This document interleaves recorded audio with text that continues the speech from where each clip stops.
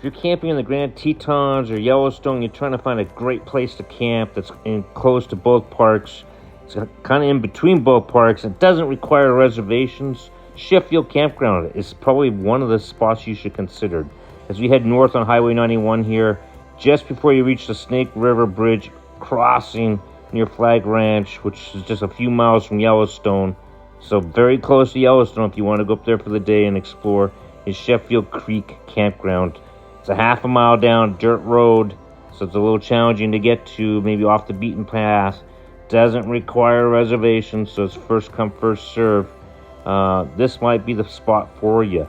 Only 12 sites, so might be a place to check out, but you got to get here early if you're going to try to get a spot. Otherwise, you're going to have to camp at the more established commercial campgrounds like Flagg Ranch just north of here, where you can get gas if you need gas or some amenities. Or you go south to Colter Bay, huge campground in the Grand Tetons, has lots of amenities. I'll share at the end of the video some of the highlights of those campgrounds that are close by that give you those amenities.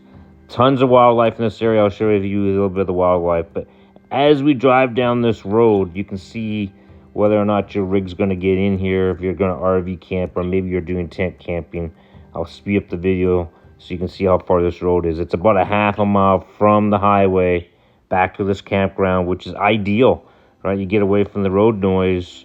The beauty of camping in spots like this are not highly commercialized, first come, first served, national forest type campground is you have space between you and your neighbor.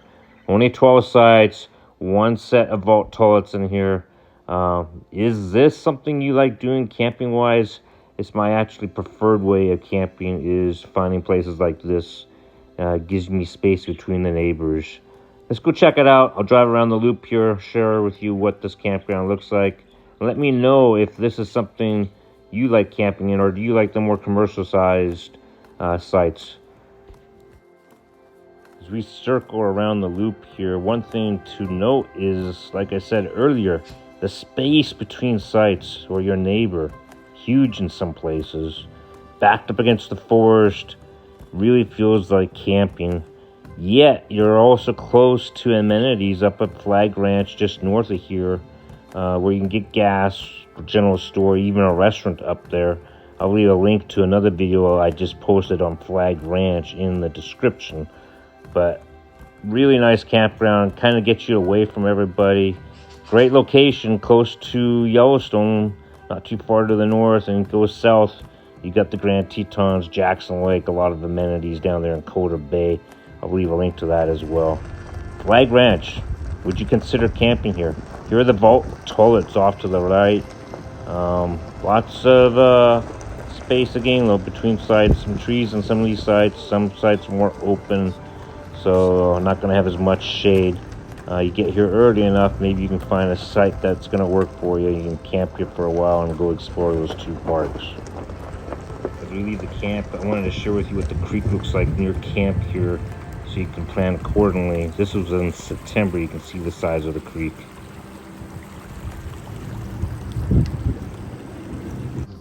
If you're camped up here, remember the wildlife. The elk here in September during the elk rut was awesome. Flagg Ranch is just across the Snake River, where you can go do some fly fishing.